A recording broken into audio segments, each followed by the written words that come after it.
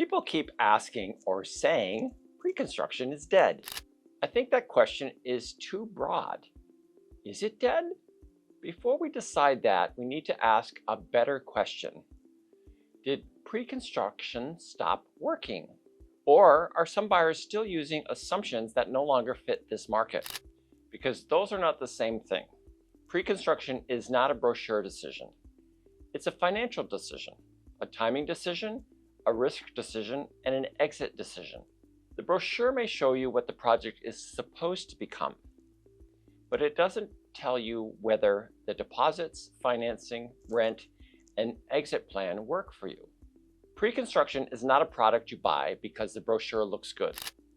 It is financing, timing, risk, and an exit strategy decision. That is where I think the conversation has to start. Not with, is pre-con dead, but with what has to be true for this unit to make sense. Some assumptions may no longer fit this market. That does not mean every pre-construction project is dead. It means we have to stop using assumptions just because they worked before. There is a reason people are asking this. A lot of buyers and investors are looking at the condo market and feeling uncomfortable. They are hearing that builders are launching less. They're hearing that builders are more cautious. They're hearing that the old pre-construction story does not feel as easy as it used to. That hesitation is not silly. It may be useful, but only if we understand what is it pointing to. Is it the deposit structure or schedule? Is it the financing later? Is it the assignment risk? Is it whether rents will support the unit when it is finished?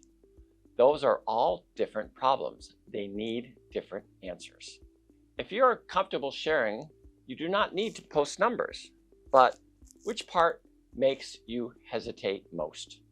The deposit schedule, the financing when it closes, the assignment risk, or whether rents will support the unit when it is finished. This is not just a comment question, this is a diagnostic question. Because if you cannot name the part that bothers you, the whole category starts to feel unsafe. Hesitation is useful if it sends you back to the numbers. It is dangerous if it just turns you into guessing. If you are looking at a project and you're not sure which part is bothering you, send it over. We can walk through the deposit structure, the timeline, and the basic numbers before you reserve anything. You do not need to have the whole answer yet. The point is to slow down the decision before it becomes a commitment. Pre-construction did not suddenly become risky overnight. It was always a future-based purchase. You sign today, you pay deposits over time, you wait. You hope the finished unit, the financing, the rent, and the resale picture still makes sense later. That was always the structure.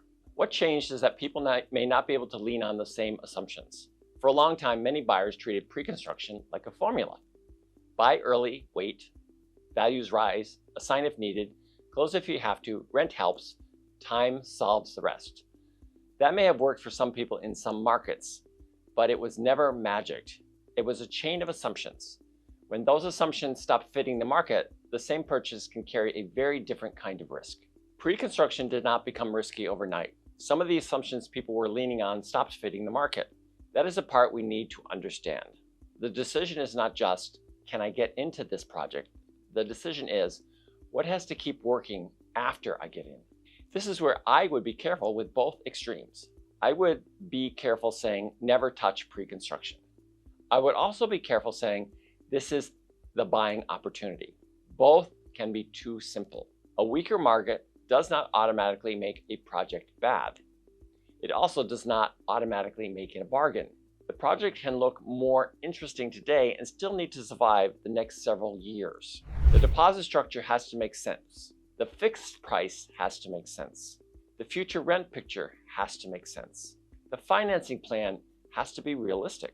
The assignment option cannot be treated like a guaranteed escape. The hold or sell strategy has to be clear. The question is not whether pre-construction sounds good or bad today. The question is whether the deposits, financing, rent, and exit plan still work later. This is the harder answer. It is also the most useful one because if the numbers work, pre-construction may still be worth examining. If the numbers only work when everything goes perfectly, that is a different conversation. The first thing I would want to understand is the entry structure, not just the purchase price, not just the floor plan, not just the sales package. How are the deposits staged? When are they due?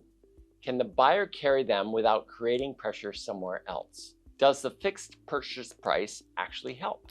Or does it look helpful because the real costs arrive later? That is where pre-construction can fool people.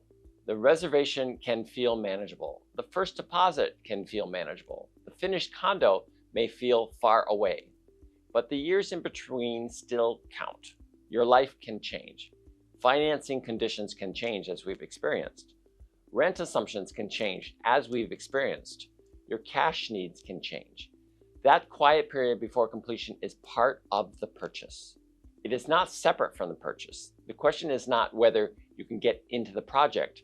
The question is whether you can survive the boring years before it's finished. Before you commit to a unit, I would want you to look at the waiting period with you. Not just the price today, the deposit dates, the time before completion, what may change in your life, or whether you can still carry the plan if the market stays quiet longer than expected. You may still decide it works. You may decide the timing is wrong. Either answer is useful if you get it before you sign. The next thing I want to understand is the exit plan, because pre-construction buyers often talk about several exits at once. I can assign it, I can close and rent it, I can hold it long term, I can sell it later, I can sell it after a year. Those are not the same plan. They are different conversations. Assignment depends on whether someone else wants your contract and if the developer allows you to assign the unit. Closing depends on whether the bank supports the financing at the time of closing, not at the time of purchase. Renting depends on whether the rent supports enough of the monthly carrying cost. That has changed drastically in the last 2 years. Holding depends on whether you can carry the property through the quiet years. Selling depends on what else buyers can choose from at the time, at the price. Before you rely on the future exit, be clear which exit you are actually planning for. Are you planning to assign, close and rent, or hold long term? The question matters because each one has its own risks. Assignment is not a safety valve unless there is someone on the other side who wants your contract. If the assignment plan is doing all the work, it needs its own math. If the rental plan is doing all the work, it needs its own math. If the resale plan is doing all the work, it needs its own math. Otherwise, the exit plan is not really a plan, it's a hope with a future date attached. Before I would say yes or no to a pre-construction project, I would not start with whether I like the building. That matters. I like the location. That matters. But it is not enough. I would start with what has to be true. What has to be true for the deposits to work? What has to be true for the financing to work? What has to be true for rent to support the unit? What has to be true if assignment is not available? What has to be true if the buyer has to hold longer than planned? That is not the judgment part. Information alone is not enough. A buyer can have the price, the floor plan, the deposit structure, the projected completion date. The question is what those facts mean together. For this buyer, with this timeline, with this risk tolerance, with this exit plan, I would not ask first whether pre-con is good. I would ask what has to be true for this unit to make sense for you. That is a better question than asking whether the whole category is good or bad, because pre-construction is not one market decision. It is a project by project decision, a corridor by corridor decision, a unit by unit decision, a neighborhood by neighborhood decision, and most importantly, it's a buyer by buyer decision. Let's come back to the original question. Is pre-construction dead? I would not answer it that way. Pre-construction is not simply dead or alive. A better question is this. Does this project work for your numbers? Does this timeline work for your life? Does this financing plan work if the bank is more conservative later? Does this assignment or hold strategy work if the market is quieter than you hoped? This is what you need to know, not whether pre-con is back, not whether pre-con is dead. Whether this unit, this timeline, this financing plan, and this exit strategy makes sense for you, pre-construction is not simply good or bad in general. The project, timeline, financing plan, and exit strategy have to work for your actual situation. That is the decision. and it should happen before you sign. If this is how you want to build your wealth over the next few years, let's do a pre-construction risk analysis or buyer strategy conversation before you sign anything. We can look at the project, the deposit structure, the fixed price, the financing plan, the assignment option, the rental picture, and the hold or sell strategy. But the point is not to run through a checklist. The point is to understand what has to be true for this unit to make sense for you. You may leave that conversation deciding to move forward. You may leave deciding to wait. You may leave deciding it is not the right project. All of those can be good outcomes if the decision is clearer. Because the answer is not pre-con is dead, and it is not pre-con is back. The answer is whether the project timeline, financing plan, and exit strategy are strong enough for the decision you are trying to make.